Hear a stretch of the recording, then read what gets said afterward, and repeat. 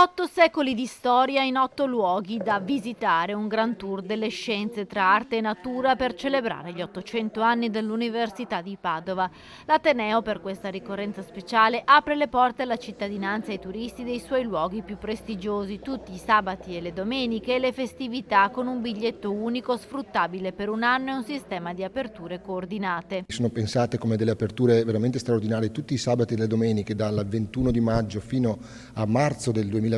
con un biglietto unico. Sarà possibile visitare appunto non solo Palazzo Bo, è l'orto botanico più antico del mondo, ma anche appunto il Liviano, la Sala dei Giganti, il Museo archeologico ed arte che è stato progettato da Gio Ponti, il Museo di Storia della Fisica, il Museo di Geografia che è il primo e unico in Italia e il Museo Macchine di Enrico Bernardi che conserva la prima macchina a motore italiana. Quindi veramente un'opportunità per tutti i cittadini di tornare anche in date successive a visitare questi luoghi della scienza prestigiosi a Padova. Il percorso incredibile del Grand Tour include anche il giardino storico di Villa Parco Bolasco a Castelfranco. Il ticket costa 20 euro, 35 per il biglietto famiglia. Un'occasione unica per vedere luoghi come il Teatro Anatomico, dove nacque la scienza moderna, e vedere anche un cimelio unico recuperato dagli archivi dell'Università di Padova, un video delle celebrazioni dei 700 anni del Bo nel maggio del 1922, con la visita del re Vittorio Emanuele III e la sfilata dei rettori delle università italiane, proprio come quella prevista per il prossimo 19 maggio.